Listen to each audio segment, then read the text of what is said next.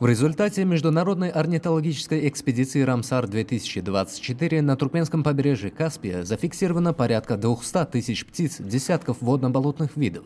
В ходе экспедиции было выявлено, что в этом году на зимовку прилетели на 50 тысяч птиц больше, чем в прошлом году. Своеобразный рекорд в этом году поставили фламинго. Их набралось порядка 30 тысяч. В прошлые годы они откачевывали в Иран, а в этом году у берегов Туркменистана собралась, видимо, почти вся их зимующая популяция, за исключением некоторой части в Азербайджане. На увеличении числа зимующих птиц отразились погодные условия и колебания уровня Каспия. Подвижки, которые произошли с береговой линией, заставили птиц передислоцироваться. При этом основная масса пернатых гостей выбрала для зимовок водно-болотный комплекс залива Туркменбаши. Поэтому роль Хазарского заповедника в охране птиц и их кормовых ресурсов по-прежнему велика не только для Туркменистана, но и для Казахстана, Узбекистана и России.